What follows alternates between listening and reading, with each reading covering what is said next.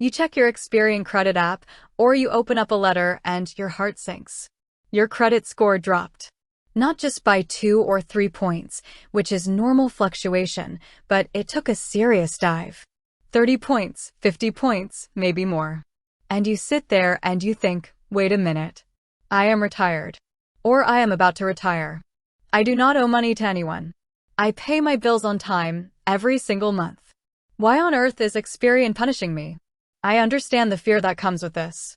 When you are in retirement or transitioning into it, your credit score is your financial reputation. It determines if you can downsize into that smaller condo, get a lower premium on your insurance, or pull out a home equity line of credit if an emergency hits. A dropping score feels like you are losing control. But I want you to take a deep breath, because today, we are going to look at exactly why this happens, the hidden traps that trip up retirees, and exactly how you are going to fix it. The number one reason a retiree's Experian score drops when they think they did nothing wrong is a little paradox called paying off debt. You did what society told you to do for 40 years. You paid off your mortgage. You paid off your car loan. You celebrated, and you should. But a few weeks later, you check Experian, and your score went down. You feel betrayed. Why does this happen? Because FICO scoring models look at something called your credit mix. They want to see that you can manage different types of credit at the same time, both revolving credit, like credit cards, and installment credit, like a mortgage or auto loan. The second you pay off that installment loan, that account closes. Your credit mix gets less diverse, and the scoring algorithm dings you. Is it fair? No, it is not. But it is the reality of the system. Another huge trap for retirees is closing old credit cards. You decide you are simplifying your life. You are cleaning house. You have a card you haven't used since 2015, so you call up the bank and close it. Huge mistake. Do you hear me? Huge mistake. When you close an old account, you do two things that damage your score instantly. First, you shorten the average age of your credit history. FICO loves long-standing relationships.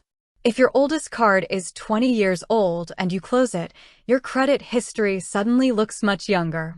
Second, you reduce your total available credit limit. This brings us to the next culprit, your credit utilization ratio. This is just a fancy term for how much of your available credit limit you are actually using. It makes up 30% of your total score. Let's say you have 2 credit cards. Card A has a $5,000 limit, and Card B has a $5,000 limit. You have $10,000 of total available credit. You closed Card B to simplify your life. Now you only have $5,000 of available credit. If you put $1,500 of normal expenses on Card A this month, you are now using 30% of your available credit. Yesterday, when you had both cards, that same $1,500 balance was only 15% of your available credit. Your spending did not change by one single penny, but your utilization doubled because you closed that second card. Experian sees that jump to 30% and views you as a higher risk, so down goes your score. Now, let's talk about a silent score killer that is hitting people approaching retirement hard right now: credit card companies lowering your limits without telling you. If a bank decides they want to reduce their overall risk, they might quietly cut your credit card limit from $15,000 down to $5,000. Again, if you are carrying any balance at all, your utilization ratio skyrockets overnight, and your score plummets through no fault of your own. But what if you haven't closed any accounts, you haven't paid off any loans recently, and your spending is identical? Then we have to look at the darker possibilities. Number 1 is a mistake on your report. A lender mistakenly reports a payment as 30 days late, or a medical bill you thought your insurance covered gets sent to collections. Because payment history is 35% of your score, a single reported late payment can cause an exceptional 800 score to drop by 60 to 100 points instantly. Number 2 is identity theft. Fraudsters target retirees because they know you often have higher credit limits and might not check your reports every single day.